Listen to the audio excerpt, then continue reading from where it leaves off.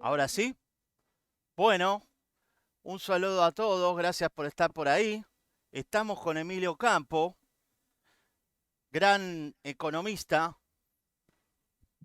especializado en finanzas y también en historia. Y ha tenido una gran repercusión por dos temas, que en realidad son uno.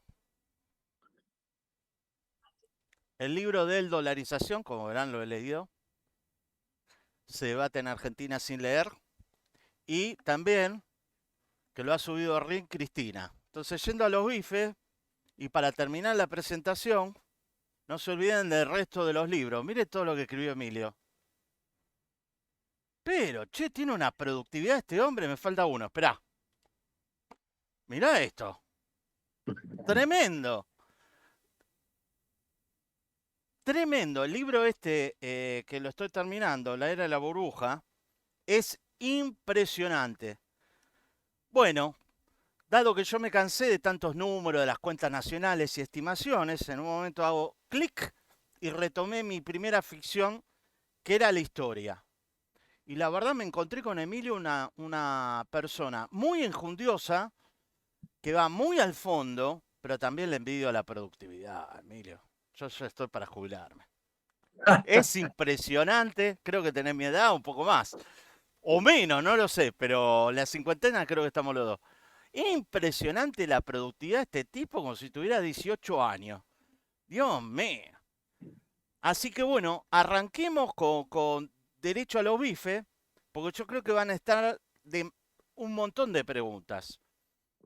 Son 7:05, me voy a tomar 2 minutos y después dejo de hablar y le voy a empezar a hacer preguntas que me inquietan a mí y voy a tratar de sintetizar las que entre por chat. Eh, Seguramente se preguntarán si estoy o no de acuerdo con dolarización.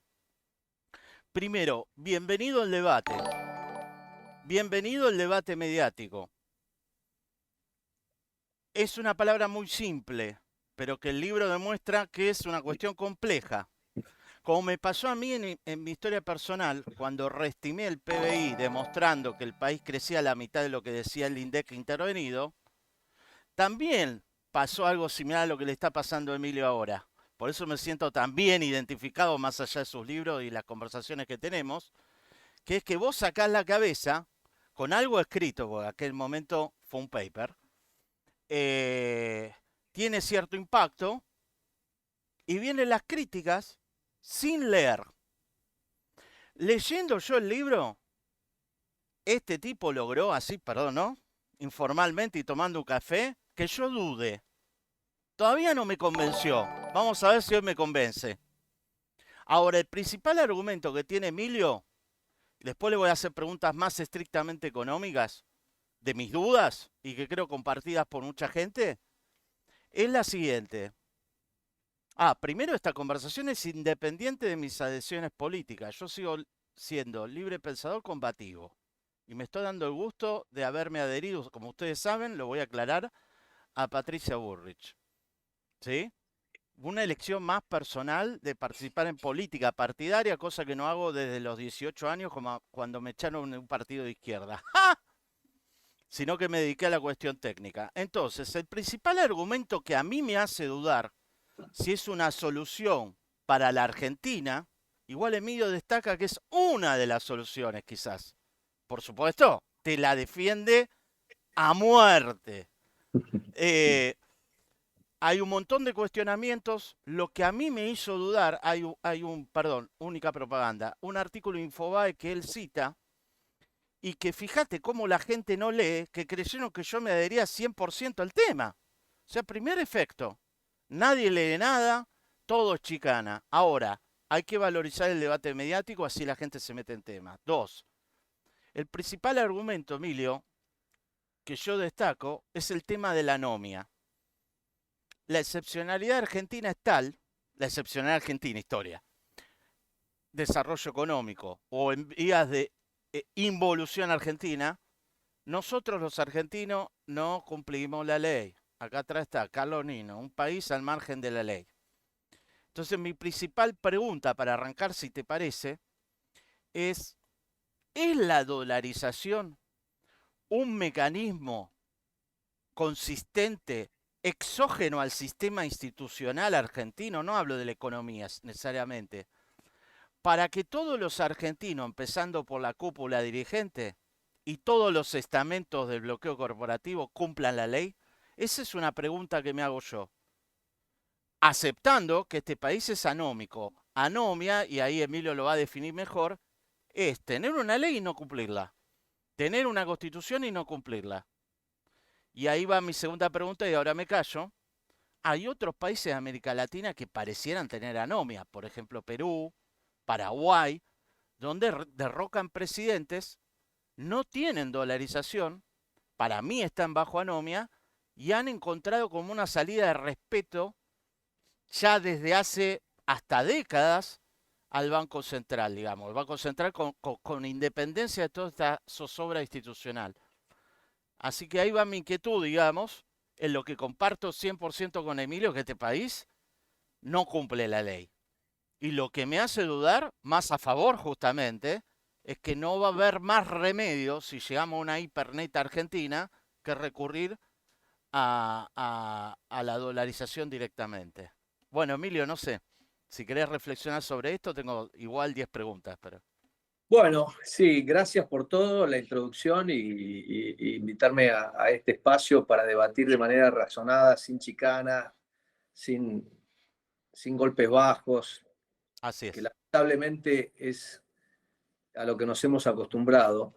Y en temas tan importantes, realmente es totalmente contraproducente plantear los debates en esos términos porque la situación de la Argentina es tremendamente eh, difícil y entonces reducir todo a chicanas es casi una irresponsabilidad, especialmente en aquellos que pretendemos influir sobre la opinión pública. Así que te felicito por querer encauzar el debate en el plano de la lógica y de la evidencia. Y para contestar específicamente tu pregunta sobre la anomia, creo que es importante, como vos sabés, el libro de Carlos Nino es un libro que a mí me influyó muchísimo. Y hay algo de la anomia que es particular y es bastante particular a la Argentina, porque hay una cosa que es la anomia cuando la gente no cumple la ley, cuando cruzás el semáforo en rojo, cuando no pagás los impuestos, cuando lo que sea. Pero hay otro tipo de anomia que Carlos Nino identifica, que es la anomia institucional, que es El rojo, el perdón. hecho de tener un poder ejecutivo Mirá, que es el este. principal violador de las normas. ¿Ok? Es decir, un poder ejecutivo que viola la ley y lo hace de manera impune, eh, porque tiene a un Congreso sojuzgado y a un poder judicial subordinado al poder político. Entonces, la anomia institucional, en definitiva, es digamos, lo opuesto al principio de separación de poderes de una república. Y cuando vos tenés anomia institucional y el Poder Ejecutivo se lleva puestas las leyes y el Congreso mira para otro lado y el Poder Judicial también, cualquier mecanismo interno de disciplina no funciona. Es decir, yo insisto con el tema del Banco Central. Eh, Hemos demostrado que somos incapaces de tener el Banco Central. En abril del 2001, Fernando de la Rúa, probablemente uno de los presidentes más respetuosos de las instituciones, de que recuperamos la democracia, terminó con la independencia del Banco Central con un decreto que era arbitrario y lo echó a Pedro Pou del Banco Central. Cuando vino Macri, lo puso a Sturzenegger en el Banco Central, supuestamente un economista muy bien formado, que iba a hacer lo que hacen los bancos centrales Mm. independientes, a adoptar reglas de intervención óptima. Todo terminó el 28D. Entonces, yo creo que uno tiene que partir del reconocimiento de las falencias, porque si uno se engaña respecto a las limitaciones que uno tiene, está condenado a cometer los mismos errores una y otra vez. Entonces, yo llego a la dolarización con una visión pesimista, si querés, pesimista de la capacidad de nuestro sistema político de autodisciplinarse. No creo que nuestro sistema político tenga la capacidad de autodisciplinarse. Y entonces tenemos que buscar algún mecanismo institucional que los discipline a los políticos. Y yo creo que el único mecanismo que tenemos disponible hoy es la organización. Hemos tratado con todo. Mira, vos pensá, tenemos muy buenos economistas. El plan austral, técnicamente muy bien diseñado, terminó fracasando. La convertibilidad fue agregarle una vuelta de tuerca para imponer más disciplina y el Estado anómico se la llevó puesto por presión de los políticos, por presión de Duhalde y de Alfonsín. El fin de la convertibilidad no se debió a la devaluación de Brasil. Esa es una narrativa que quieren instalar algunos, vaya uno a saber con qué fines. La política se llevó puesta la convertibilidad. Entonces, volviendo a tu pregunta, sí, creo que el tema institucional es clave acá. ¿Y por qué la Argentina sí y otros países no? Bueno, es una pregunta que tiene, digamos, una dimensión sociológica y de psicología social, es decir, por qué de los países de Sudamérica, que casi todos tuvieron hiperinflaciones, casi todos, Chile, Bolivia, Perú, Uruguay, Brasil, y no te estoy hablando de las hiperinflaciones de Kagan, porque definió una hiperinflación como el aumento del 50% del índice de precios. Sí, es muy estándar. Es una definición totalmente arbitraria. Sí. Y lo que importa es qué es lo que sucede con la demanda de dinero por encima de cierta tasa de inflación. Y cuando ya estás transitando 10, 15% de inflación mensual, estás en terreno hiperinflacionario, lo cual puede degenerar en esas explosiones tremendas como las que tuvo Bolivia, como la que tuvo Zimbabue, incluso como la que tuvimos nosotros en el 89. Todos los países vecinos nuestros aprendieron.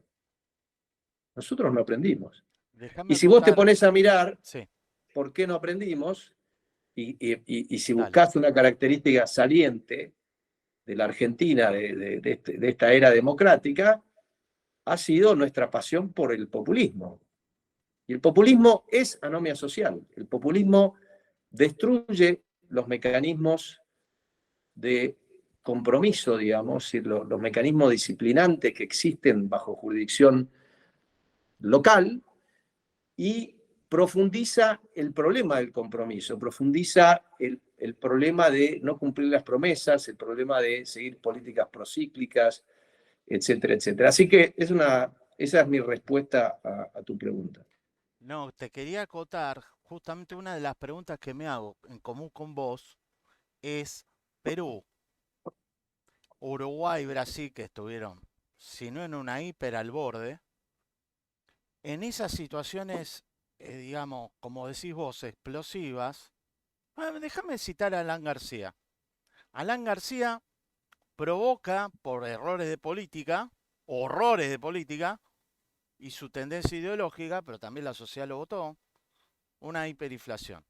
¿Cómo quería reducir la inflación? Con los tanques sobre los bancos. No me olvido más de eso. Es más, un asesor de él, que ahora sí no tengo memoria, y que era asesor también de Guillermo Moreno, le sugirió hacer eso.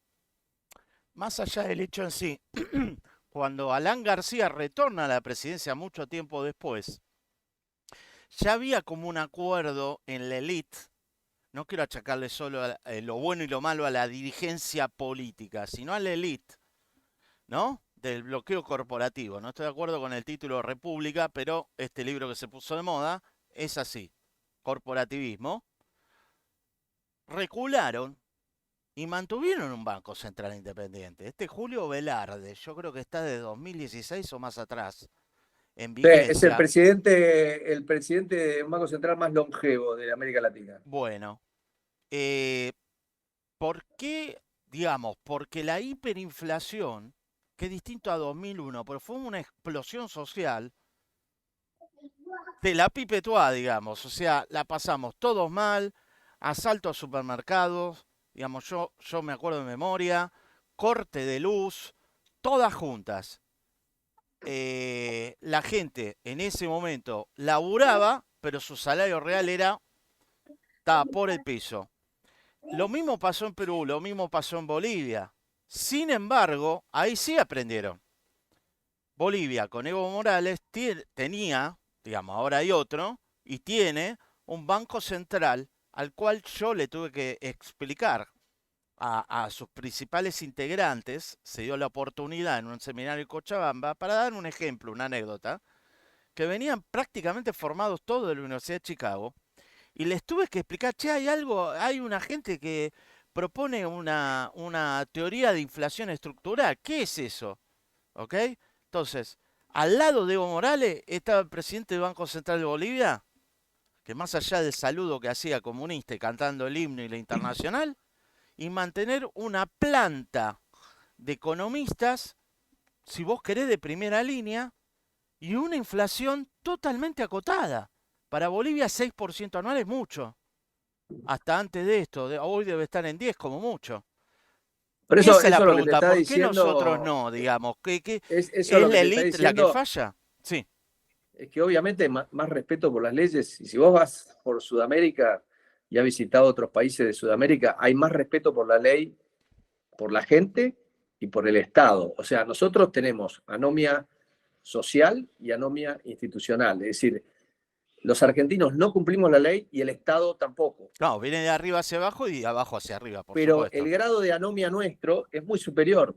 Y para mí tiene, digamos, varias explicaciones, algunas en el libro que vos mencionabas, de Estampados en la Farsa, Sí, y, digamos, da para otro tema que excede mucho la dolarización. La dolarización no es una varita mágica que te soluciona todos los problemas, pero es el único mecanismo de compromiso que tenés disponible para que el sistema político se discipline. No, no, si no, entonces la pregunta es, o el argumento es, y yo acabo de publicar un paper académico, que lo publiqué hace poco en la UCEMA, sobre esta cuestión, porque hay una visión pesimista de los mecanismos de compromiso que dice los mecanismos de compromiso no existen, no hay manera de controlar a un Estado soberano. eh, digamos, si los políticos quieren gastar de más, lo van a lo van terminar a hacer. haciendo. Sí. Pero la realidad es un poquito más compleja. Hay grados de dificultad y hay grados de dificultad en la reversión de las reformas. Porque en definitiva lo que se trata es que si vos haces una promesa, la vas a cumplir. Y lo que demuestra la historia argentina, especialmente en democracia, es que los políticos, incluso los bien intencionados, los que llegan al poder con las mejores intenciones, tarde o temprano ceden ante las presiones de los lobbies, de los intereses, de los grupos de intereses, de lo que vos quieras, y no cumplen con sus promesas. Y para ir al ejemplo más reciente, te lo recuerdo, el famoso 28D, supuestamente íbamos a hacer inflation targeting Mm. como hacen todos los países, y no, no.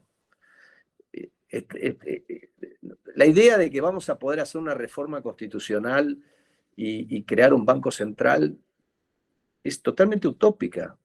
Quien está planteando eso está viviendo en una realidad paralela. Entonces, lo que nosotros tenemos que comparar, porque Perdón, a veces me Emilio, dice, ni siquiera reforma constitucional, que es un argumento también que te doy a favor, sino que se cambie la Carta Orgánica por ley pero y la se carta cumpla, orgánica, y se cumpla. Es una Ariel, letra. la carta orgánica no se cumple y la han cambiado. Y la reforma constitucional tampoco te sirve, porque si hay algo que dice la Constitución, que es obligación del Congreso, no una atribución, sino una obligación del Congreso, y lo dice el artículo 75, en el inciso 19, es hacer todo lo conducente a preservar el valor de la moneda. Ya tenemos un mandato Sí, constitucional de preservar el valor de la moneda que no se no se cumple. Es cumple. decir, Desde la Constitución, sí, tener una inflación de 120% como estamos teniendo ahora es una violación de la Constitución, es sí. inconstitucional. El Congreso no está haciendo todo lo que tiene que hacer. Hacer todo lo conducente, ¿qué significa? El costo, Entonces, el costo entonces, político de violar la ley en Argentina y la Constitución es cero. Por eso, acordate de la ley de intangibilidad de los Sí, depósitos. La promulgaron en septiembre del 2001 y en enero del 2002 básicamente hicieron todo lo que la ley decía que supuestamente no se podía hacer. O sea, ese es el nivel de, digamos, paroxismo de nuestra anomia institucional. Entonces, cuando a mí me dicen, no, nosotros lo que tenemos que hacer es lo que Perú con el sistema bimonetario y el Banco Central Independiente, le digo, sí, claro, ¿por qué te crees que no lo estamos haciendo y nunca lo pudimos hacer? Obviamente que sería ideal que pudiéramos hacer eso, pero eso no está dentro de las alternativas asequibles para nuestro sistema. Entonces, compararnos con Perú no tiene sentido. Por algo Perú está como está y nosotros estamos como estamos. Es como digo, mirá, vos lo que tendrías que hacer es, ¿te gusta jugar al fútbol? Tendrías que jugar al fútbol como Messi. No, flaco, yo no puedo jugar al fútbol como Messi. No, no, evidentemente no puedo. ¿Qué tenemos en la Argentina? Tenemos un problema de diseño institucional. Es decir, el sistema político tiene una falla de diseño institucional que generan comportamientos, porque convengamos que los políticos tienen los incentivos como los tiene cualquiera de nosotros. Cada uno tiene sus incentivos. Entonces, nosotros tenemos un sistema político con incentivos perversos. ¿Y esos incentivos qué son? A gastar de más, a gastar ineficientemente, a promulgar leyes que no sirven para nada. Digamos, tenemos toda una serie de incentivos en la política a buscar enriquecerse en la política. O sea, todos los incentivos de la política están mal, porque generan comportamientos que al final empujan a la sociedad a un punto totalmente subóptimo. Entonces, tenemos que buscar algún mecanismo para sacarnos de esta trampa, recordando el libro ese que mencionaba, Entrampados en la farsa. Estamos entrampados en la farsa a la que nos empujó el populismo. Yo siempre digo, entre las alternativas subóptimas, que son asequibles en la Argentina, que son pocas, porque el populismo nos ha, digamos, dejado un menú muy limitado de opciones. Dentro de esas alternativas subóptimas, ¿cuál es la que tiene más chances de ser exitosa? Te voy a dar un ejemplo. Si vos me decís, dame 20 años de inflación de 3,5% y crecimiento del PBI de PBI per cápita de 1,2%. Vos decís, dame eso, que no es grandioso. Bueno, eso es lo que tiene Ecuador. No es espectacular. Si lo comparás con Perú, le fue mucho mejor a Perú. Ecuador cometió el pecado que cometimos nosotros, el populismo. Ahora, la dolarización, con todos los defectos, porque yo siempre digo, cuando yo estudié esto y lo escribo en el libro y lo digo en el libro, si yo tuviera que dolarizar en la Argentina, Ecuador no es el modelo. No es el modelo. Se hicieron muchas cosas que no se deberían hacer. Sin embargo, con todos los defectos que ha tenido esa dolarización y con 10 años de Rafael Correa,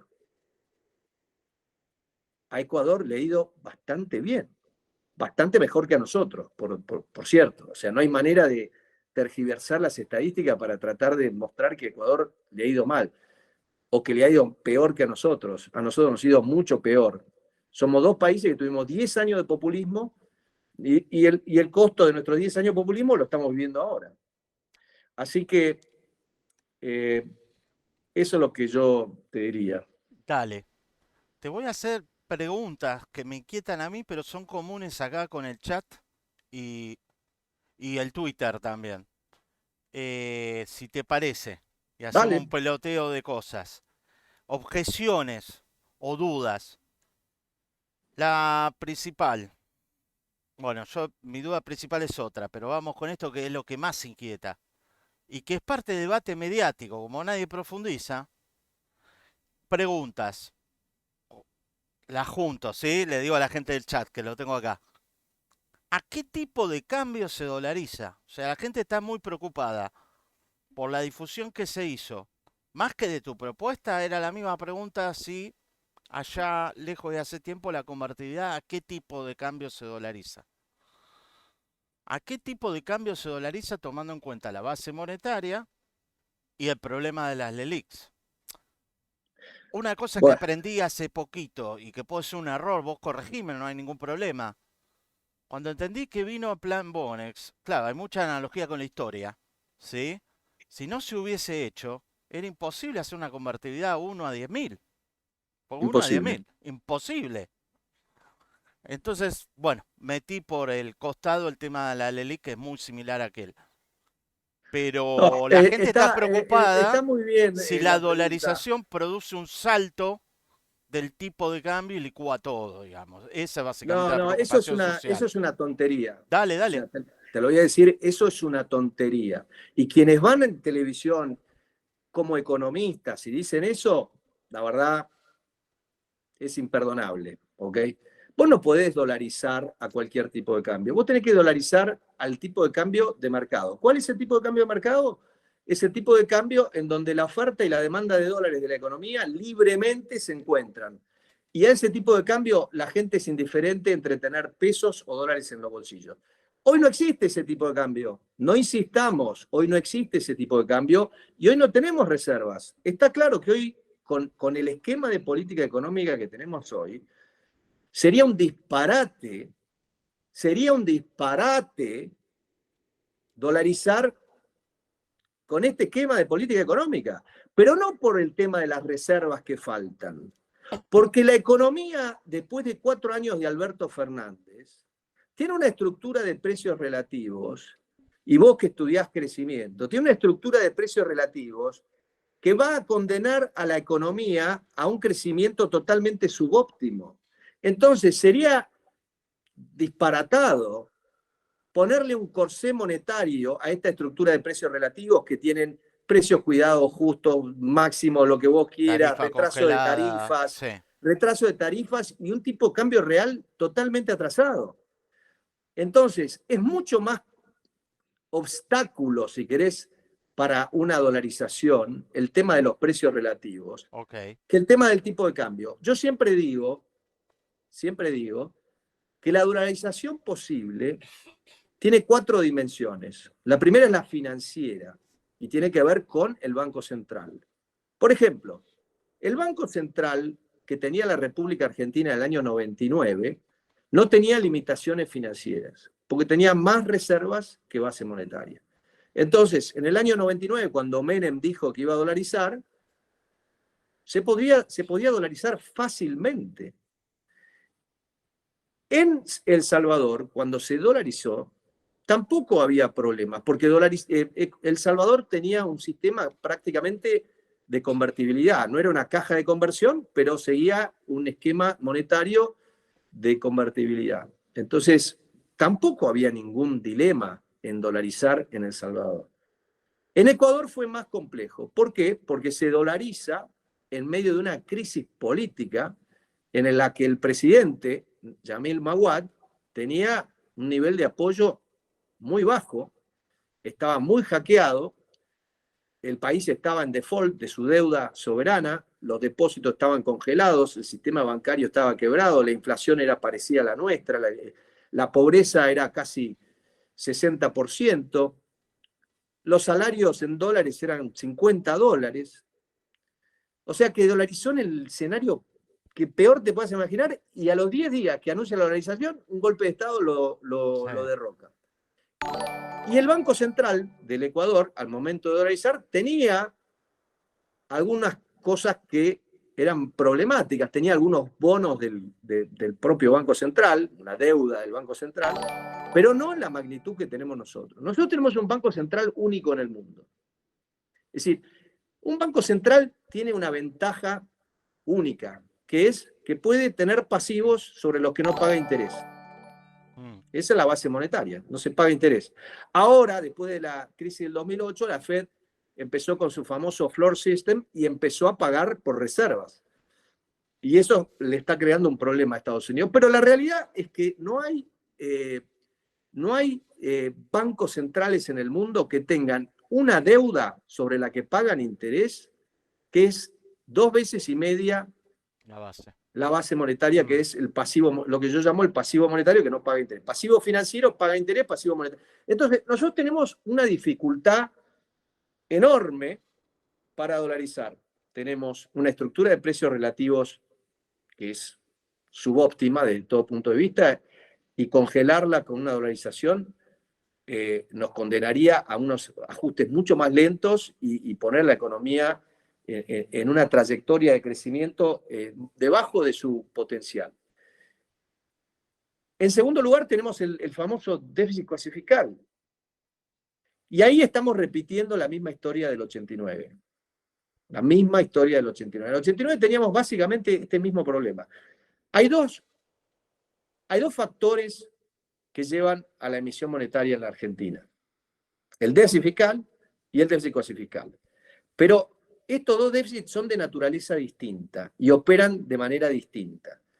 El déficit coasifical, en particular, obviamente depende de la estructura monetaria y del hecho de que el Banco Central hace básicamente rolear estos pasivos a una tasa que cada vez tiene el dilema que si la sube le pone un piso a la tasa de inflación, si la baja corre el riesgo de que la gente retire los depósitos y se los lleve a dólar o a bienes. Entonces está entre Sila y Caribdis y es un problema, porque si vos no eliminás el déficit coasifiscal, no vas a estabilizar los precios. Imposible. Esa es la lección principal del 89, es que vos tenés que encontrarle una solución al déficit coasifiscal.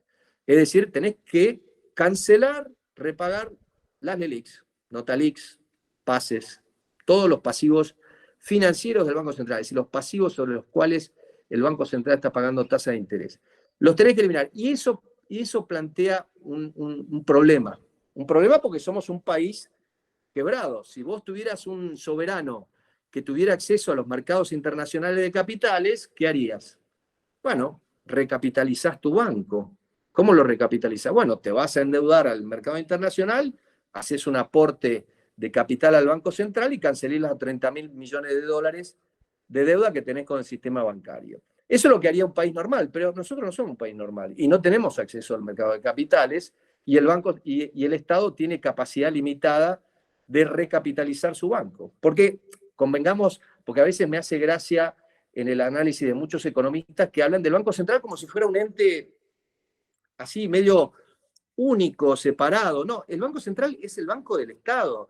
Y el Banco Central tiene una deuda porque el Poder Ejecutivo lo empujó a tener esa deuda, porque la deuda que tiene el Banco Central es consecuencia directa de las políticas económicas que se aplicaron en un contexto en el cual el Banco Central no es independiente, es decir, sigue las órdenes de su accionista, único accionista, que es el Estado Nacional. Sí. Entonces, el Estado no se puede desentender de esta deuda. Esta deuda es tan relevante como cualquier otra que tenga el Estado. La única diferencia es que es a través del Banco Central. Y es importante porque si vos mirás el nivel de capitalización del sistema financiero hoy en la Argentina, a febrero, que es la última data que publica el Banco Central, es más o menos 18.000 millones de dólares.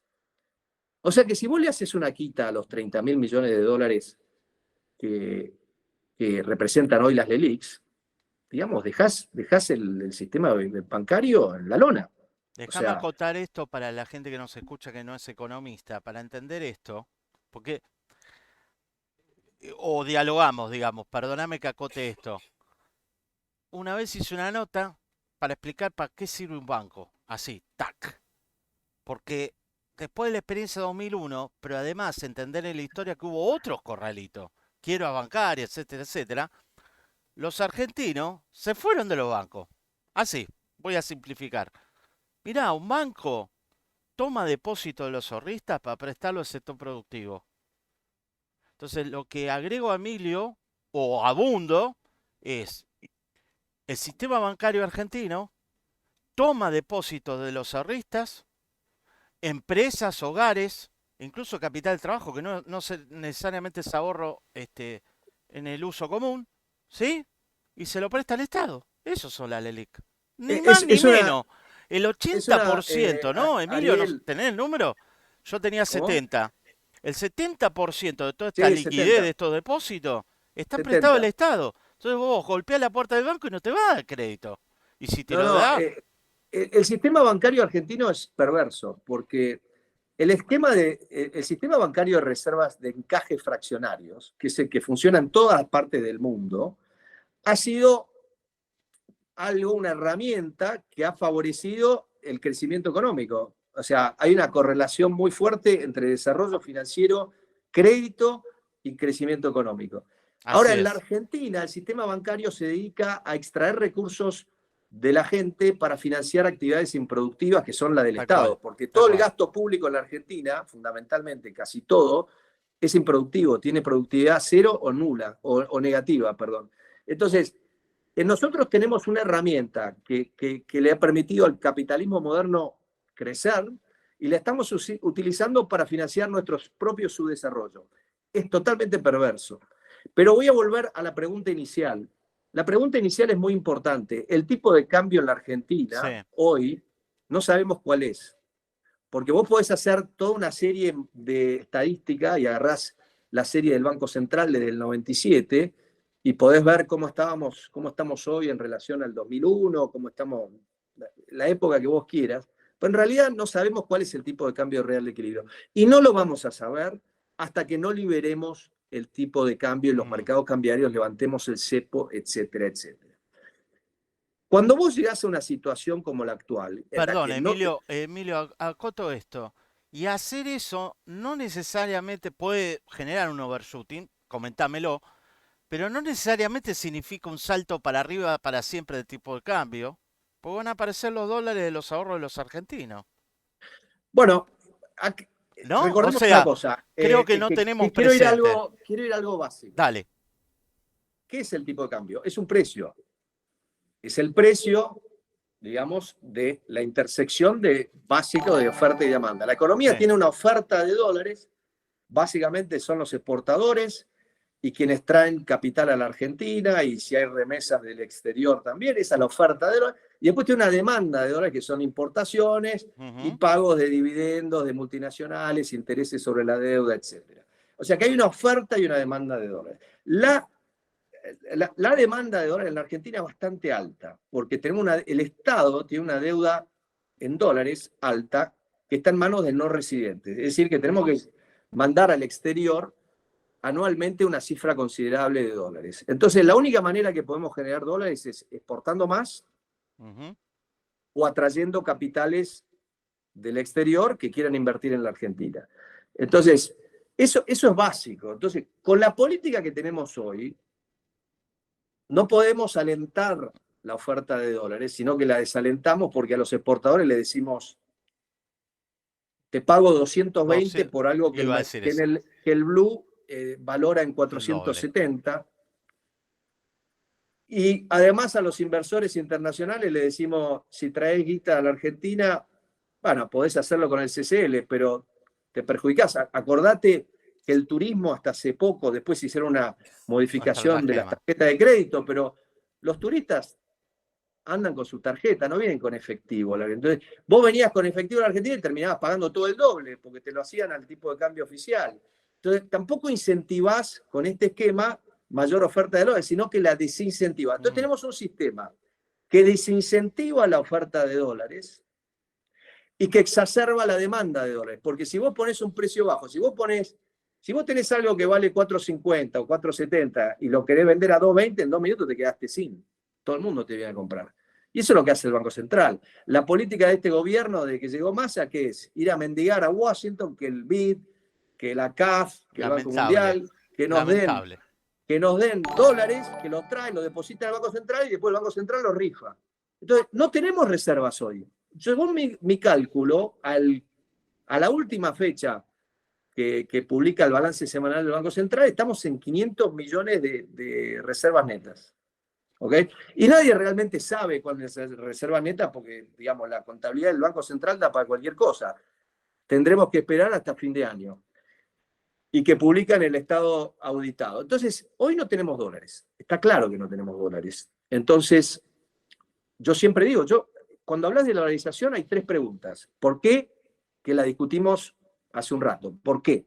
Y una de las respuestas es, bueno, hay un Anomia. tema institucional Sí. importante. Después, ¿cuándo y cómo? ¿Cuándo y cómo están totalmente relacionadas? Entonces, cuando vos me fijás el cuándo a hoy y me decís, hoy no hay reservas, qué Sí. sé yo, estás condicionando el cómo. La realidad es que la Argentina no puede dolarizar hoy y dependiendo qué es lo que pase en los próximos 6, 7 meses, podrá o no dolarizar el 11 de diciembre.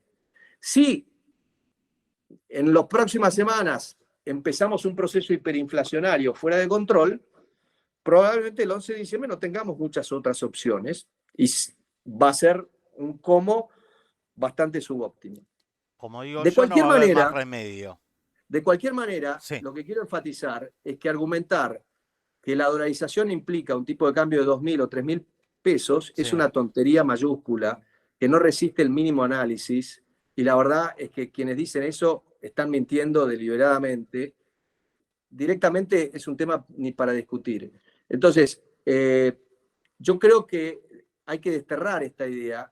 El tipo de cambio va a ser el tipo de cambio que exista y hay que tener algo presente. El otro día salió un economista muy respetado a decir que vamos a llegar a la hiperinflación debido a esta popularidad de la dolarización y que si Javier Milei gana las elecciones y como promete que va a ser una dolarización, eso nos va a llevar a una hiperinflación porque la dolarización hoy implica un dólar de 2.000. Bueno, esto es una tontería mayúscula.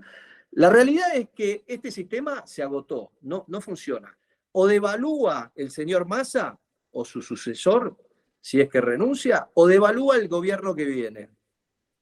Nadie nos va a prestar dólares. La oferta de dólares no está y el agro viene totalmente golpeado de un año con una sequía brutal, tiene que sembrar trigo, la cosecha todavía no terminó, no sabemos cómo va a terminar, necesitan la cosecha con lo poco que les va a quedar para financiar la siembra de trigo, que es esencial para el ingreso de divisas en diciembre y enero. Entonces, este sistema es inviable. Entonces, como es inviable, hay que corregir el tipo de cambio. No podemos vivir con un tipo de cambio totalmente alejado de la realidad, porque el tipo de cambio real es el precio clave de la economía. El tipo de cambio real es el precio entre los bienes precios de los bienes transables y de los no transables. Entonces, como nosotros somos una economía que tiene que exportar, si nosotros tenemos un precio de los bienes transables que no genera incentivos Se exporte. el sector exportador crezca, estamos condenados, no hay manera de salir. Entonces, esto hay que cambiarlo y por más que no sea la dolarización el camino, el que diga la dolarización nos va a llevar a la hiperinflación es una taradez. O sea, hay Ya, una realidad en ya la estamos Argentina. sin dolarización al borde de la hiper. Bueno, para empezar, como bien decís, estamos dolarizados, estamos muy dolarizados. La- Si no estuviéramos dolarizados, nadie estaría hablando del dólar. No, por supuesto. En Brasil nadie habla del dólar. Nosotros hablamos del dólar porque ya estamos dolarizados. Y todos los que discuten, todos los que debaten sobre dolarización, todos los que me discuten a mí, están dolarizados. Son unos caraduras. Porque cuando ellos pueden ahorrar algo, lo ponen en En dólares. dólares. Mm. No todo, pero gran parte lo ponen en dólares. Entonces, no mentamos más a la gente. Estamos dolarizados. Y esa dolarización impone restricciones. Como yo decía hoy, el problema que tenemos es que la anomia institucional hace que el Banco Central independiente y competente, porque son las dos cosas que necesitamos. Porque tener un banco independiente incompetente es un desastre, no lo querés. Necesitas Banco Central independiente y competente. Con la anomia institucional es quimérico Ninguna de eso. las dos. Ahora, con el grado de dolarización que tenemos financiera, donde el Estado tiene 55% de su deuda denominada en dólares, todas las empresas importantes de la Argentina que quieren desarrollar Vaca Muerta, el litio, se endeudan en dólares. Entonces, no nos engañemos más, con ese grado de dolarización que tenemos, incluso si tuviéramos un banco central independiente y competente, le sería muy difícil estabilizar a la economía, porque la gente ya está dolarizada y las expectativas te condicionan. Ya lo vimos de vuelta con el esquema fallido de Macri. Entonces, no hay que engañar a la gente. En el pasado, está claro, cuando un gobierno devalúa en un contexto de tasas de inflación del 5, 6, 7% mensual, luego de un periodo largo de represión de precios, de represión cambiaria, etcétera, etcétera, y con atraso cambiario, cuando un gobierno devalúa en ese contexto, se dispara la hiperinflación.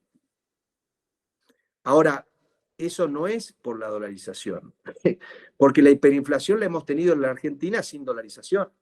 Tuvimos hiperinflación en el Rodrigazo, en julio del 75, tuvimos hiperinflación en febrero del 89, cuando directamente el Banco Central, digamos, abandonó la lucha y liberó el tipo de cambio. Tuvimos otra hiperinflación en diciembre del 89, cuando Rapanelli devaluó 53% y la inflación mensual estaba en 6, 7, 8%. O sea que hemos tenido hiperinflación en la Argentina y no fue por la dolarización, fue por una cuestión muy simple. Cuando vos tenés la olla a presión durante mucho tiempo, cuando la destapás, pagás el costo de haber acumulado todo eso. Y la olla a presión existe. Y justamente por eso, porque la olla a presión existe y la gente lo percibe, y quienes están en el gobierno lo saben, es que estamos en esta situación crítica en la que estamos ahora. Porque uno pensaría que en un contexto de normal tenemos el famoso gasoducto Néstor Kirchner, que va a cambiar la ecuación externa del sector energético en la Argentina de una manera muy sustancial. Tenemos el litio, tenemos un sector agropecuario que, si tiene los incentivos correctos, tiene una capacidad tremenda de reacción. Uno pensaría que en ese contexto hay elementos para ser optimista. Ahora, como siempre ocurre, la riqueza, no es que la riqueza está en el suelo. Como decía Alberti, el pecado original de los argentinos es creer que la riqueza está en el suelo. La riqueza está en el trabajo y en el ahorro, no en el suelo. Si no tenemos los incentivos correctos, vamos a seguir siendo cada vez más pobres. Venezuela está sentada sobre las reservas de petróleo más grandes del planeta, ¿ok? Y es un país pobre y 6 millones de venezolanos se han tenido que ir. Entonces, no nos engañemos con respecto a esto. Entonces, pero lo que quiero decir es que, volviendo al optimismo, que si tuviéramos en este momento un gobierno sensato, que uno hubiera pensado que Massa, cuando llegó al ministerio, una de las expectativas, de alguna manera, que él alentaba, era que volvía cierta sensatez al manejo de la política económica. Nos defraudó a todos, obviamente. Bueno, yo no tenía muchas esperanzas. A mí no me defraudó porque nunca lo creí. Pero si tuviéramos una política sensata, el tipo de cambio no debería estar bordeando 500 pesos. Probablemente tendría que estar más cerca de 350. Y eso lo podés calcular fácilmente. Hay muchas maneras de triangular un cálculo de la economía real, la Argentina, dónde debería estar el tipo de cambio. Entonces, para contestar a tu pregunta, no tiene sentido plantear que vas a hacer una dolarización con una mega devaluación de, no sé, 1000%. Porque lo que vas a lograr es una dolarización con hiperinflación. Es decir, vas a tener un experimento nuevo. La Argentina haría un experimento nuevo que es una dolarización con altísima inflación. Te recuerdo un dato.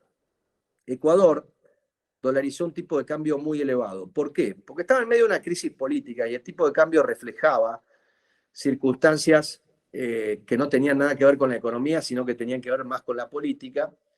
Y como consecuencia de haber dolarizado a un tipo de cambio alto, pero ni por las tapas cerca de la devaluación que supone un tipo de cambio de 2000. O sea, es como si te dijera, en vez de dolarizar a 450, dolarizaron a 850.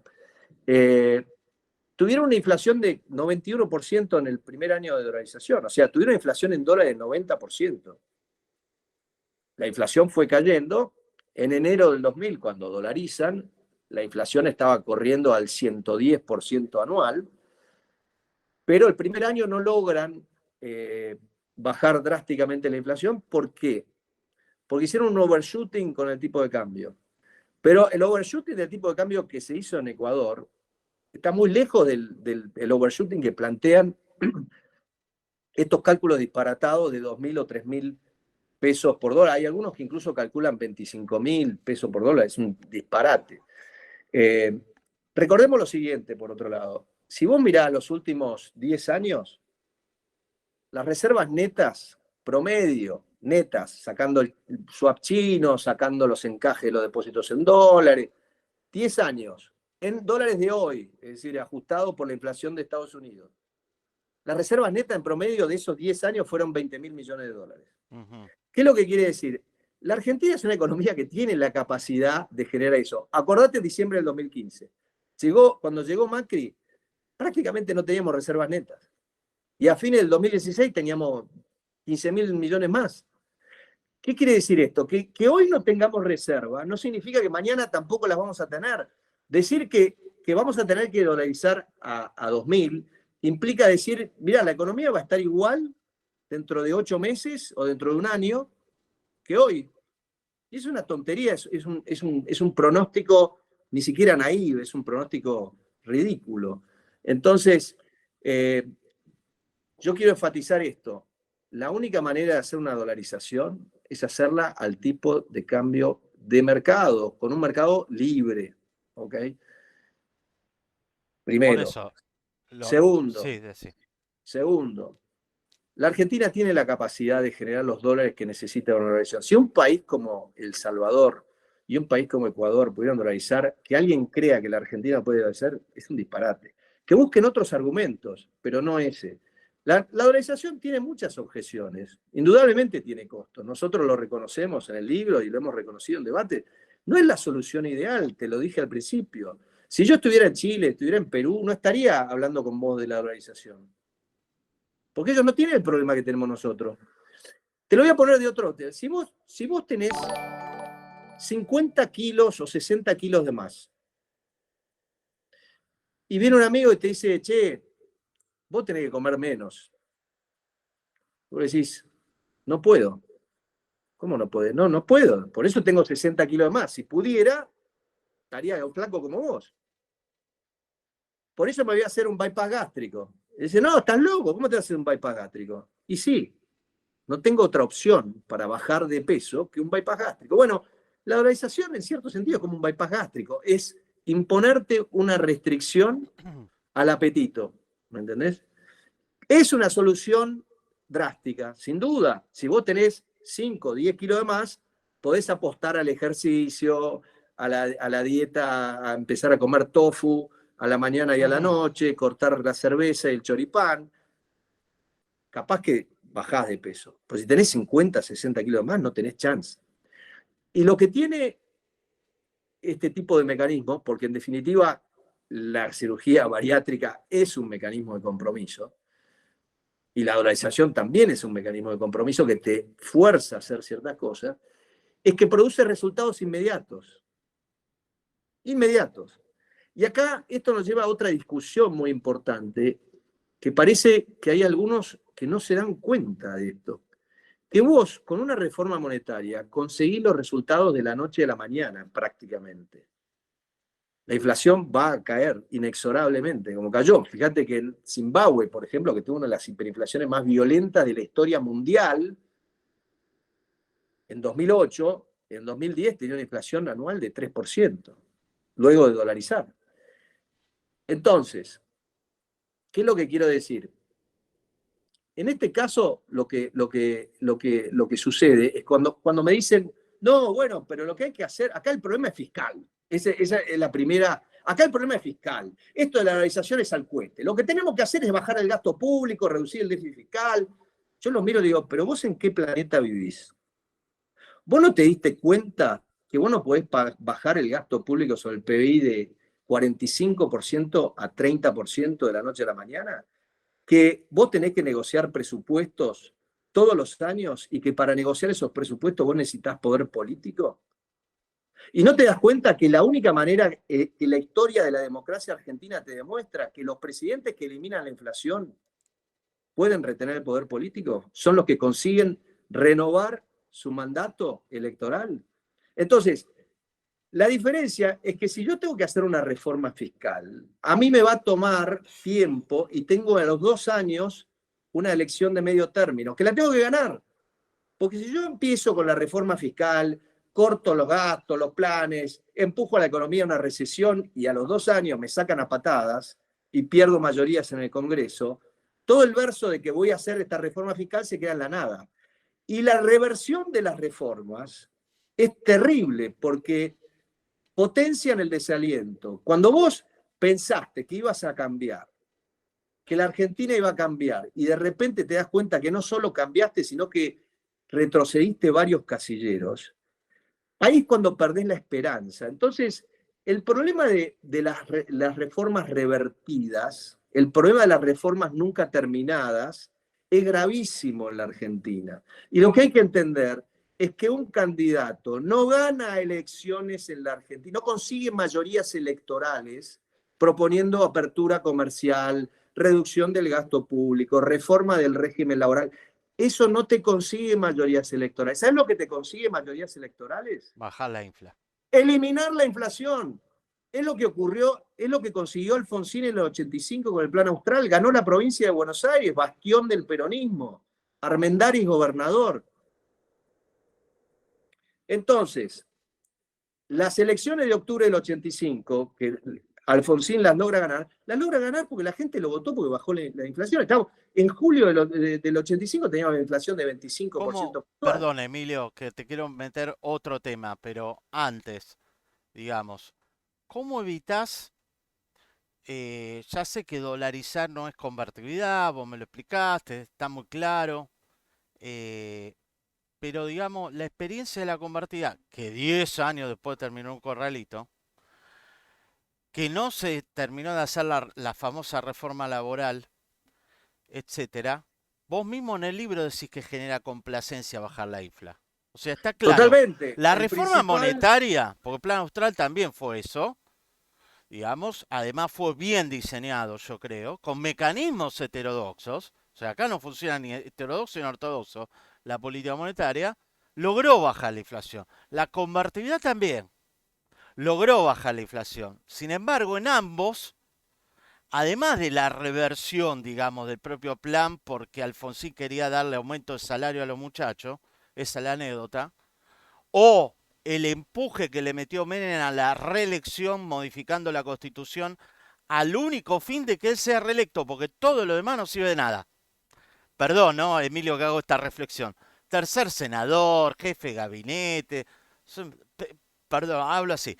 Todo verso, fue a lo único fin de que el tipo sea reelecto, y después hablamos económicamente, porque no quiero hacer diagnóstico de lo que pasó después, empujado por esta decisión, digamos. Entonces, justamente es complacencia lo que le dio pie a Menem, creo yo, para volver, digamos, a violar la independencia de los poderes, a empujar al sistema institucional en una reforma al cohete, pues para mí uno de los grandes males de Argentina fue la reelección, justamente, habilitada, que habilita la re-re, mirá que Cristina hizo lo mismo. ¿Cómo evitamos la... yo sé que hablas mucho de la falacia de Nirvana, esto es el periodo 2, estas preguntas. La tercera que te quiero hacer, el tema de mercado de trabajo y desempleo también, es pensar qué pasa después. Pero hay muchas preguntas de qué pasa después. Entonces te hago dos. Complacencia, ¿cómo le evitás una vez que llegás, dado que no te votan las reformas? Hacer la reforma significa romper el bloqueo corporativo que hace 70 años que tenemos. Bueno, después te hago la otra. No, de hecho, como bien decís, nosotros mencionamos en el libro, lo llamamos el efecto complacencia. ¿Cuál es el efecto complacencia?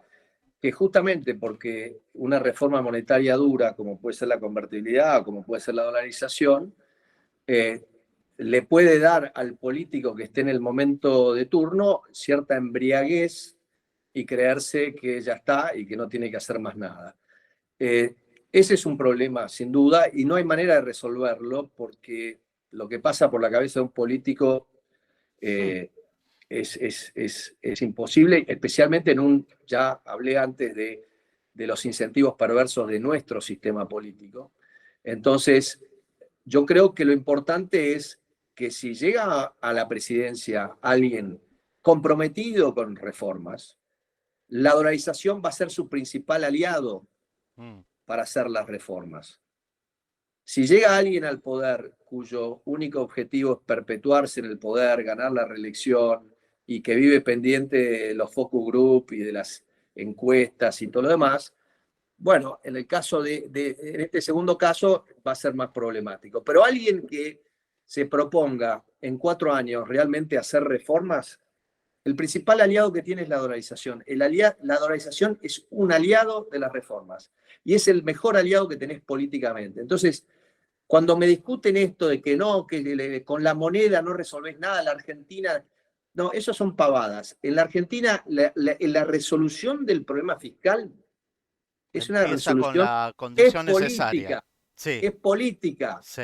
Y lo que te da la dolarización o lo que te dio la convertibilidad, que ya quemamos como idea, con lo cual la convertibilidad en la Argentina no sirve, porque ya la quemamos, lo que te da la dolarización es la llave política para poder avanzar con la reforma y no quedarte estancado y no perder las elecciones y ver que a los 4 años diste 2 pasos para atrás. El baile caribeño, un pasito para adelante, Sí. 2 pasos para atrás. Entonces, eso es lo que hay que entender, que la dolarización es el principal aliado de las reformas. Y tienen que ir de la mano, porque se refuerzan mutuamente, digamos. Y lo importante también está en el diseño, porque vos lo que tenés que lograr es que la dolarización sea muy creíble el primer día. Yo siempre digo, hay N maneras distintas de dolarizar. Entonces, cuando alguien me dice, yo estoy en contra de la dolarización, la pregunta es, pero ¿de cuál dolarización? ¿De qué? ¿De cuál? Porque en El Salvador es distinto que en Ecuador, fue distinto que en Zimbabue, es distinto que en Panamá, es distinto que, por ejemplo, Kosovo, Montenegro, que eurizaron, si querés. Entonces, cada país adecúa la dolarización a sus circunstancias particulares. Y la Argentina tiene que hacer lo mismo, tiene que adecuar, digamos, si opta por la dolarización, tiene que adecuarla a su realidad particular. Entonces, creo que, digamos, tenemos que tener claro que la dolarización no es el camino al nirvana, la dolarización es la llave política para poder avanzar con reformas. Hay que avanzar con reformas, reforma del sistema laboral, hay que abrir la economía, es una economía muy cerrada, muy ineficiente. Tenemos que reducir el gasto público, reducir la carga impositiva, las regulaciones, es una economía con exceso de regulaciones, hay que hacer un montón de cosas. Pero vos no ganás elecciones diciéndole a la gente que vas a eliminar regulaciones, no ganás elecciones diciendo que vas a firmar un tratado con la Unión Europea, no ganás elecciones diciendo que vas a eliminar ingresos brutos, vos ganás las elecciones y eliminás la inflación. Eso es lo que hay que tener claro. Y eso es lo que vos necesitás, ganar elecciones para poder avanzar con toda esta reforma. Y ahí está la dimensión temporal, que aparentemente cuando hacen los análisis se les escapa.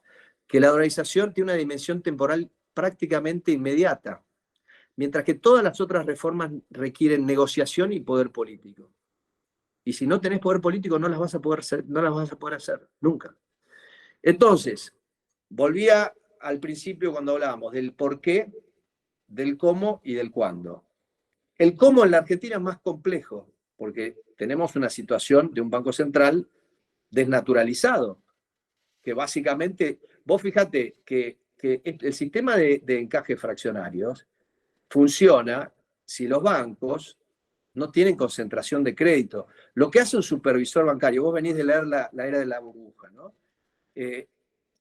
Un supervisor de banco, ¿qué es lo que tiene que hacer? Asegurarse que los bancos no tienen concentración peligrosa de riesgo, es decir, que no le prestan demasiado a un deudor en particular, especialmente si el deudor Y tiene hablas es el Estado, ¿no? una deudosa capacidad de repago. Claro. Bueno, nosotros en la Argentina tenemos un banco central que se dedica a fomentar que los bancos le presten a un insolvente que es el Estado.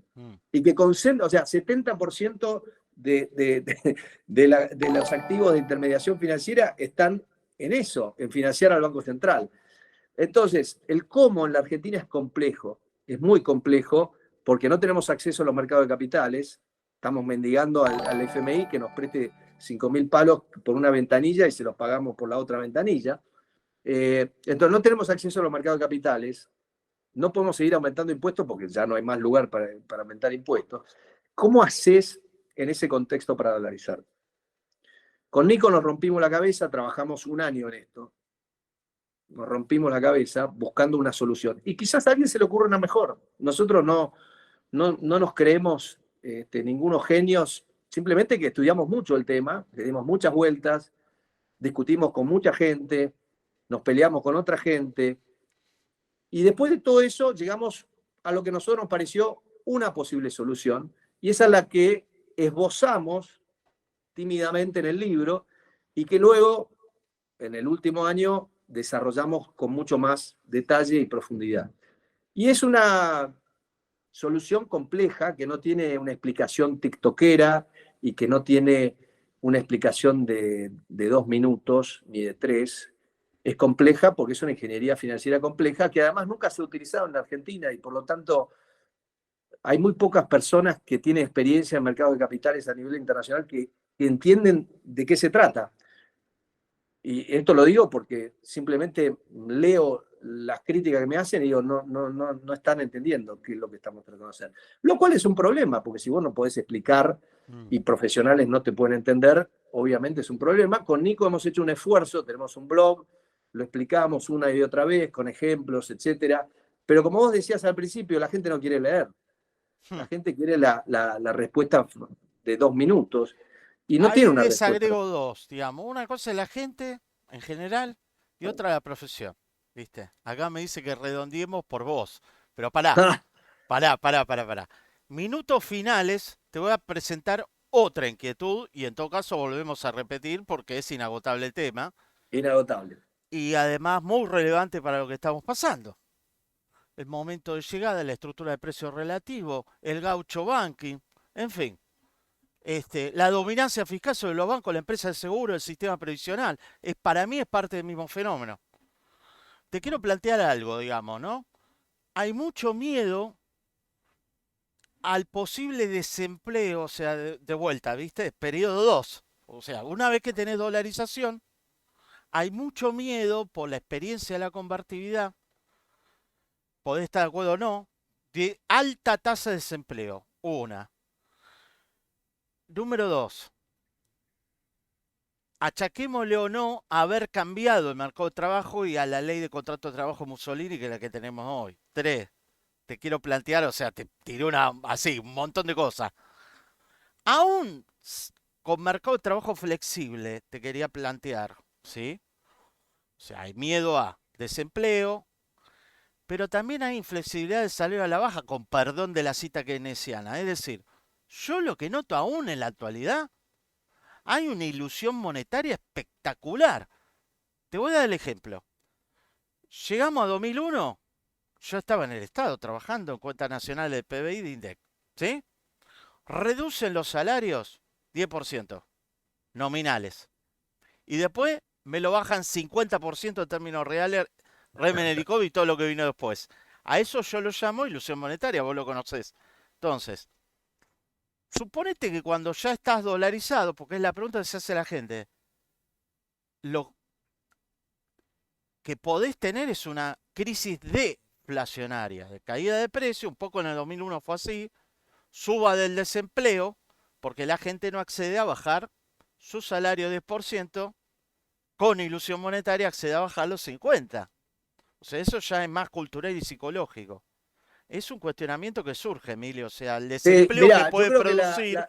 la comparación con la convertibilidad Dale, no es correcta por varias razones. dale. Primero, porque los 2 últimos años de la convertibilidad, eh, digamos, el shock político fue notable. Es decir, llegó el poder de la Rúa sin partido, todo su partido en contra de la convertibilidad. Él gana porque dice que no va a abandonar la convertibilidad. Duhalde está en contra de la Le convertibilidad. Es agrego, decir, perdón, no hay que olvidarse la otra pata de la coalición, Chacho Álvarez también. no, por eso, lo que No te quiero vamos a salir decir, de la convertibilidad y dijo, entonces, estoy por eso arrepentido de haber votado en contra de la convertibilidad. te Dale. voy a decir 2 cosas. Primero, que en la convertibilidad tenías un factor adicional que era, acordate del complejo estatal industrial que teníamos a fines de los 80. Es decir, una de las cosas que sucede en aquel entonces es la reestructuración de todo ese complejo industrial, Somisa, ¿viste? Y obviamente había mucho empleo que estaba en ese tipo de empresas que,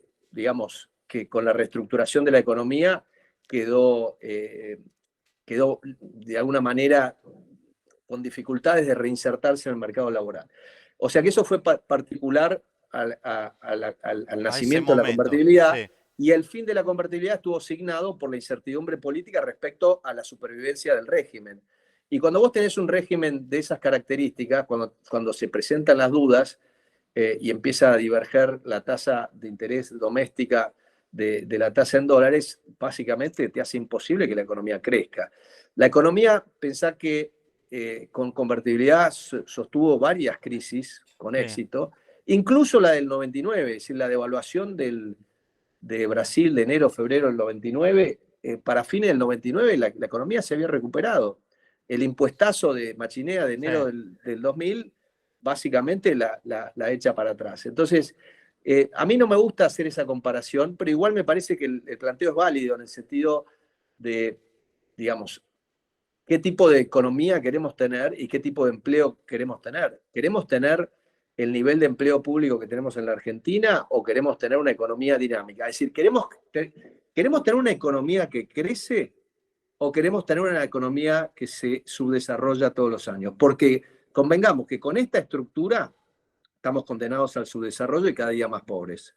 O sea, vamos en camino a ser una villamiseria gigante. Entonces, evidentemente hay un problema estructural en el mercado laboral que también tiene como correlato el hecho de que las actividades que podrían sacar a la Argentina de este pozo no tienen los incentivos correctos. Entonces, el nivel de inversión en esas actividades es menor del que debería ser. Te digo, minería, energía, etcétera. Entonces, vos tenés que hacer una serie de cambios para que la economía funcione bien. Para que te des una idea, a mí siempre me dicen, y el otro día lo escuché a un economista que diciendo, no, bueno, pero fíjate que con el dólar, el problema que tenemos es que cuando se aprecia el dólar a Mm. nivel internacional, es justamente lo que nosotros tenemos que hacer es depreciar el peso. Y con una dolarización estaríamos en esa situación. Y yo le digo, a ver si te entiendo, vos estás diciendo que si pasa lo que pasó en los últimos 2 años, que realmente con la dolarización tendríamos un problema. Sí, sí, claro, lo que pasó en los últimos 2 años. Bueno, ¿sabés lo que es interesante? Que si vos mirás los últimos 2 años, en la Argentina tuvimos una fuerte apreciación del peso, con nuestra propia política cambiaria. Y Ecuador, por ejemplo, tuvo una depreciación real del tipo de cambio. Es decir, que Ecuador, Mm. con dolarización, se movió justamente en la dirección que se tenía que mover, por una razón obvia, porque la Deja, inflación en Ecuador fue perdón. muy inferior a la de Estados Unidos.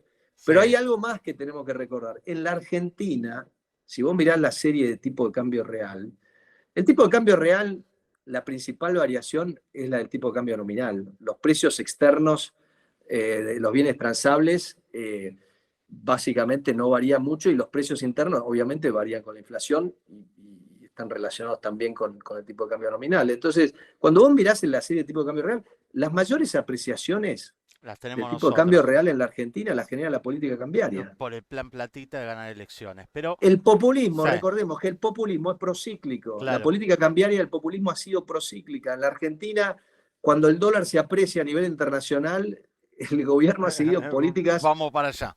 de Sí, sí, sí. apreciación.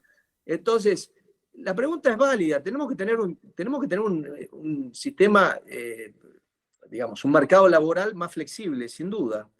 Ahora, eh, que vamos a estar mejor que estamos ahora, yo no tengo ninguna duda. Obviamente, si vos me decís, mira, la dolarización va a resolver todos nuestros problemas, no. Ahora, decime cuál otro plan, porque además es muy genial, porque ahora Hablando de están esto. todos tirándole palos a la dolarización y, y yo no he visto a nadie explicar la alternativa. O sea, no hay ninguna alternativa sobre la mesa. O sea que es toda una discusión, no, la dolarización es pésima, la dolarización va a ser esto, pero ¿cuál es tu plan? O sea, explícame cuál es tu plan, así podemos evaluar si es mejor o peor, porque en realidad de lo que se trata acá es decidir cuál es la opción que nos podría dar en los próximos 20 años una tasa de crecimiento del PIB per cápita estable y una tasa de inflación normal, 3, 3,5% máximo por año. Decime, ¿cómo vas a lograr eso? Porque la definición de éxito, ¿cuál es? Mm. Que los argentinos podamos, durante los próximos 20 años, hacerlo, operar productivamente y generar más empleo, más inversión. Entonces, ¿cuál es el éxito? Bueno, eso, decime si me podés generar 20 años de crecimiento sostenido con baja inflación. Porque esa es la medida del éxito. Entonces, decime tu plan y comparémoslo con una dolarización, veamos cuál tiene mayores chances de conseguir ese resultado. Y el problema es que ese debate no lo podemos tener porque del otro lado nadie ha presentado ningún plan. ¿Y sabes por qué no presentaron ningún plan? No es que no lo tengan, Mm. es que no quieren que la gente sepa cuál es el plan. ¿Sabes por qué? Y porque hay gente que le va a ir muy mal con ese plan. Entonces, obviamente, no tienen ningún interés que se enteren de antemano. Con esto, obviamente, el otro día tuve una reunión con unos economistas de Estados Unidos y les hablé durante una hora y al final de la charla, un economista me dice, sí, sí, muy interesante lo que usted dijo, pero yo tengo 3 dudas, me dice. Y yo la miré y le digo, ¿3 dudas tiene? Qué bueno, yo tengo como 100 dudas. La única duda que no tengo, la única duda que no tengo es que en las condiciones actuales de la Argentina tenemos una alternativa con más chance de éxito que la dolarización. De eso no tengo duda. No tienen chances de éxito mayores que una dolarización para conseguir eso que te acabo de decir. 2 décadas, por lo menos 2 décadas de crecimiento, para que los jóvenes no se nos vayan más, para que nuestros hijos no se vayan a vivir en el exterior. Mis 4 hijos viven en el exterior. No tengo ninguna chance de que vuelvan a la Argentina. Tienen entre 19 y 26 años. ¿No les damos oportunidad?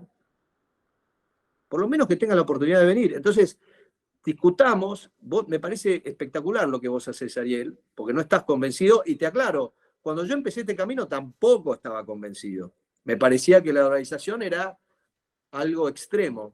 Después, a medida que lo fui estudiando, me di cuenta, sí, es extremo, pero nosotros somos extremos, partamos de la base que somos extremos. Si nos creemos flacos y tenemos 50 kilos de más, tenemos Lo un mío problema. es más de resignación, no va a haber más remedio que dolarizar. Quizás el desacuerdo es que vos decís con 10%, sin embargo, pensando en la psicología de la Perdón, sociedad con diez por argentina, ciento no con entendí eso. 10% mensual, ya hay que dolarizar, decís vos. No, yo lo Acá, que no, creo, déjame mencionarte esto para ir redondeando, pero sí, un montón de preguntas, no sabes, el chat explota, pero aparte hay debates entre la gente del chat. Así que mucho interés. Me alegra muchísimo que hayamos compartido esto. No, lo que te quería mencionar, se me escapó el hilo, es, a ver,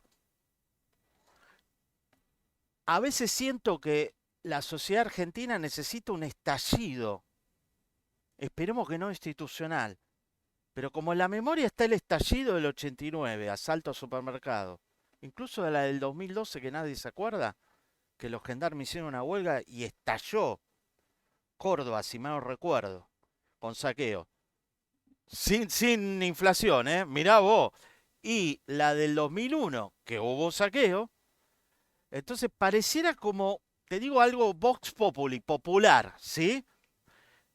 Más allá que se requiera dolarización, la gente para cambiar la elite y los dirigentes, no quiero echarle la culpa a la gente en general, necesitan un estallido. mira, Esa es mi discrepancia. El estallido se lee para, pero el, 114% el mensual, estallido, 89. ¿Está? el estallido no es por la dolarización. Lo importante es, No, no, eso estoy de lo acuerdo. importante es, ok, tuvimos el No, estallido, para provocar la tuvimos un dolarización, digo. estallido, Sí, tuvimos el estallido, se está hundiendo el barco, sí, pegamos contra el iceberg. sí, ¿Tenemos un bote o no tenemos nada? claro. Porque si tenemos que nadar en el medio del Atlántico, nos vamos a ahogar. Si por lo menos tenemos algo que nos da esperanza, porque en definitiva somos un país que ya perdió la esperanza y los jóvenes la han perdido. Vos hablás con los jóvenes y quieren ir a vivir a otro lado. Entonces, lamentablemente, cuando vos tenés una política económica como la que ha tenido este gobierno, inevitablemente termina mal. Es Mm. una tragedia. Yo no quiero que a la gente le vaya mal. Yo no quiero que a nadie le vaya mal. Pero esta política es inviable y corregir esta política va a ser complejo y va a generar trastornos y va a generar problemas. Entonces, la cuestión, esos problemas no los va a generar la dolarización. Este esquema va a colapsar y en su colapso va a generar problemas. Y la pregunta que nos tenemos que hacer es, una vez que colapse y tengamos que hacer algo distinto, o tengamos que poner algo sobre la mesa que le diga a la gente, tenés chance de que te vaya bien en este país, bueno, la dolarización es una opción. El que la quiere negar con chicanas, yo como siempre digo, yo no necesito ganar el debate intelectual con mis colegas, porque no vamos a llegar a la dolarización porque yo convencí a Ariel Exactamente. Korenberg No es por o ahí. a quien vos quieras mencionar. Vamos a llegar porque no van a tener otra opción. Vamos a llegar por necesidad. ¿Cómo llegamos a la convertibilidad en el 91? Probamos de todo. Fíjate que Menem probó con el plan Bungebón, después lo puso Herman Herman González. O sea, uno, 2, 3. Herman Creo que hubo González como tuvo, 4 intentos Herman de Herman. González tuvo 4 planes distintos. Exacto. Entonces, no vamos a llegar porque, digamos, yo fui convincente en este chat o en la televisión. Yo por eso tampoco me preocupa demasiado. Y me parece que el nivel de discusión que proponen algunos es tan absurdo. Eh, y como te digo, vos no podés debatir sobre qué es lo más conveniente si vos no presentás las alternativas. Si lo único que haces es pegarle a la dolarización y no planteás, porque dice, no, vamos a reducir el gasto público. Digo. Bueno, eso es voluntarismo. Reducir el gasto público es romper el bloqueo corporativo y te ganas enemigos. O sea, Pero además, como te decía antes, vos no vas a poder necesitas hacer fortaleza nada de política, te eso. entiendo. No, no vas a poder hacer nada de eso, ni todas las otras cosas que vos tenés que hacer si no tenés poder político. Y no Claro, vas a tener poder político a menos que vayas ganando elecciones. claro. Entonces, como te decía, para debatir tenés que poner, ok, opción A es esta, opción B, que es el Plan Austral 2, Mm, convertibilidad con el real, esquema bimonetario, con un déficit cuasi fiscal como el que tenemos, esquema bimonetario, es un disparate. mm. Entonces, hay irrealismo, hay una mezcla de irrealismo y voluntarismo notable. Como que todos nos gustaría estar en un mundo en el cual la dolarización no debería existir. A mí también me encantaría. A mí también. Yo viví casi 20 años de mi vida entre Estados Unidos e Inglaterra. También me encantaría. O sea, me podría haber quedado allá. Pero no somos ese país. Tenemos restricciones obvias y tenemos que trabajar sobre nuestra realidad. Si negamos nuestra realidad, es imposible. Aceptemos nuestra realidad. Es el primer paso. Mm. Aceptar de cuál es nuestro problema central. Y veamos cómo lo podemos resolver. Relato mata dato en Argentina. Y en esto también nos pasa, che. Nos pasa, la verdad. Vos dijiste algo en, Sí, un seminario que yo hice en la UCEMA, que me lo acuerdo y que es muy bueno, porque mencionaba el también tema de los memoria. saqueos y todo. Vos decías que la pérdida de memoria, que las crisis te van borrando la memoria, ¿viste? Y eso hace que el proceso de aprendizaje tampoco sea bueno, No, porque como te olvidás, no se concluye. la última crisis te queda bien grabada, pero la crisis anterior no. Y por ejemplo, ahora estamos reviviendo el 89, ¿viste? Porque Y no hay. parece, Sí, y parece que no aprendimos nada del no hay 89. transmisión intergeneracional de la experiencia, porque además cada crisis destruye las pocas instituciones que venían del periodo previo. Te voy a dar un ejemplo. Y vos decime cuando te tenés que ir porque estamos al borde ya. Sí, Eh, estoy con 3 minutos más. 3 minutos. Ejemplo muy concreto y chiquito, ¿eh? Después de la hiper de Alfonsín no había cuentas nacionales a precios corrientes. Ah, a precios corrientes. No sé si vos te acordás. Y hubo que reconstruir, o sea, no hablo del INDECA, ¿eh? Simplemente por la zozobra que provocó la hiper de Alfonsín y la propia de Menem. Mirá, la O hiperinflación sea, es tremenda. se reconstruye hasta la estadística económica. Saquemos lo que pasó con Moreno, que cuesta, sobre todo por los de hoy del cambio de cronograma. Pero digamos, yo lo viví antes, esa sobreinstitución laburando. Se reconstruyó la estadística con una base, digamos, viejísima para las cuentas nacionales. Llévalo al Banco Central, llévalo a todo. La Dirección de Cuentas Nacionales la llevaron al Banco Central, la sacaron del Banco Central, la ponen acá, postergan los censos. Digo, en una cosa que estuve muy involucrado. Eso es Y Argentina. sin datos Después de una tampoco puedes crisis hay que aprender. reconstruir todo de vuelta, incluso la memoria de los argentinos, pero no se hace eso. Y Así ahí tenés es. un argumento fuerte y yo te apoyo con el tema psicológico de que destruir instituciones y reconstruirlas otra vez como si fueran gobierno fundante de la república que no tenemos es uno de nuestros grandes males. Pero bueno, che, Emilio, mil gracias, no te quiero detener más. Hay 30.000 preguntas, traté de sintetizar dos o tres inquietudes particulares, pero que vi más o menos que estaban por acá. Yo te Mirá, yo quisiera lo que le invitar, diría sí, a los oyentes es que hay que estudiar estos temas. O sea, opinar sin estudiar, obviamente Twitter es una gran plataforma para opinólogos desinformados. claro, como vos pusiste Pero en Twitter debate razonado, que es lo que acabamos de tener. este es un tema complejo, requiere algo de estudio. No se trata de tirar, pensé 5 minutos el tema y se me ocurrió esta idea y Ujú. chao. No es así. No. Bueno, Entonces, somos todos hay que directores ponerle, técnicos de fútbol, ¿viste? sí, hay que ponerle un poquito de esfuerzo. Nosotros con Nicolás Kachanowski tenemos un blog que es prácticamente un libro ya a esta altura, porque la cantidad de artículos que hemos aportado ahí es enorme, en donde tratamos todos los temas que van surgiendo. Es decir, cuando sale usted, bueno, el prestamista de última instancia, bueno, el tema del área monetaria óptima, bueno, el tema de la LELIC. O sea, y hemos tratado esos temas de una manera, uno puede estar de acuerdo, puede estar en contra, pero lo que no puedes hacer es, con un tema tan importante como el que tenemos, que es hacia dónde vamos, quedarnos atrapados en la chicana, en bardear y en todas esas estupideces que son más de colegio secundario que de Tal cual. profesionales. No hay ámbito de debate, lo hemos perdido por la grieta, si vos querés. Al destruirse el INDEC, perdón que vuelva a esa historia, hemos perdido la posibilidad de debatir con el otro si el otro te dice inflación 10 y de este lado era 50. Entonces, Es eso que como señal, no tenés un Ariel, terreno en común. Sí, destruir los datos es una manera de ponerle ruedas al proceso de aprendizaje. Sin datos, ¿cómo estableces las relaciones causales? O sea, la destrucción de datos es tremenda. eso Y todavía vos tiene efectos actuales. Sí, que trabajaste en el INDEC, vos fijate que la mayoría de las series que tenemos están todas truncas. O sea, la, école qua. la longevidad de las series es muy difícil. Vos decís, bueno, quiero estadística de la pobreza, están todas interrumpidas. Salario real. O sea, todas las series son de corta vida, tienen 15, 20, 25 años Exacto. como máximo.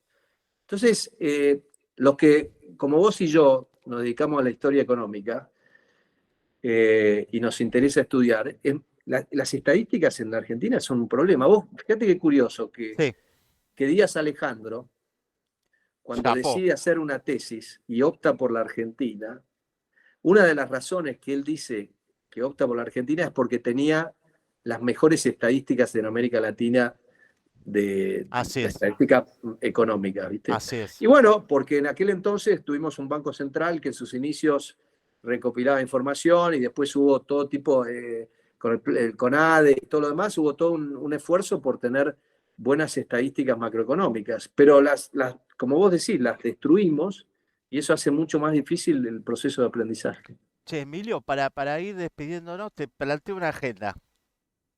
Si tenés ganas o tiempo, mejor dicho, para el futuro, porque acá están todos inquietos. Porque está muy bien, digamos. Emilio no dice que hay que dolarizar ya a cualquier costo. Hay que hacer cosas antes, previas, no necesariamente las reformas. Un cuestionamiento que escuché por ahí de un economista muy rescatable decía la estructura de precios relativos. Número dos, que, Pero eso digamos, lo digo yo también, no, o no, no, sea, es que lo acabas de decir, justamente. O sea, la falta de diálogo hace que no se reconozca por lo menos el terreno común. ¿Sí? O sea que lo reconoces. Y segundo, eso para discutir próximamente, en la próxima, que dan para dos programas de Twitch, ¿viste? Con un café. El tema que vos proponés en el libro me queda muy claro a mí, el tema LELIC. Pero también el tema de la reconstitución del sistema bancario y qué hace con el Banco Central, digamos, más allá de la LELIC. Son dos cosas que me gustaría bueno, debatir con vos delante de la gente. y dedicarle Dejémoslo a para eso otra. una reunión específica. Pero Dale. bueno, son ganas que tengo desde acá y de la gente que no sabes en el chat, explota. Che, un Bueno, gustazo, Ariel, ¿eh? yo un agradecimiento para que me des esta plataforma para que podamos charlar sobre esto de una manera razonada y, digamos, como corresponde, en tema serio, y quedemos abiertos a otra charla. Por supuesto, acá queda grabado todas las preguntas y la próxima charla vamos con más inquietudes. Che, Dale, te Emilio, mando mil un gracias, abrazo. ¿eh? Suerte, buena semana. Igualmente. Muchas gracias acá a la gente. Mil gracias. Les quiero pedir disculpas, pero había 30.000 preguntas, 30.000, 100.000. He tratado de juntarlas en dos, tres temas y como verán no alcanzó la hora y media. Yo propuse 3 horas, pero bueno, también el tiempo de atención que podemos aplicar a algo tan complejo como esto requiere concentrarse, aunque sean tres temas. Bueno, ustedes vieron que le planteé a Emilio reencontrarnos. También está la inquietud histórica. Acá lo tenemos a General Riego, que justamente es un tema en común con Emilio que quisiera tratar. Che, un gustazo. Así que nos reencontramos pronto en 15 días, aproximadamente, con algún cambio de día. Ah, no está el productor acá que no pudo intervenir. Me dice que no está. El productor serán 3 semanas. De acá a 3 semanas. El 24, el 24 volvemos. Es APP. Gracias, che. Dudo que podamos desarrollar. Dale, che, leamos un poquito el chat. Que no pude leer todo, si te parece, Tommy. Y cortamos. ¿Qué? Acá la community manager me llenó WhatsApp y no pude ni consultarlo. A ver, se fue Emilio, no quiero hablar de él y qué sé yo. A mí lo que me encanta es la gente que se apasiona y se convence. No, ¿vieron? Es un apasionado, impresionante. Pero además, yo no sé cómo hace este hombre. No hace muchos años que escribió todo esto. Bueno, muchachos y muchachas, mil gracias, lo despido. Tengo 100.000 preguntas en WhatsApp, otro tanto en Twitter, las recopilamos y ayúdenme para que Emilio vuelva en algún momento, incluso en forma presencial, acá con la biblioteca y los cafés. Gracias, che. Un gustazo, abrazo, buena semana.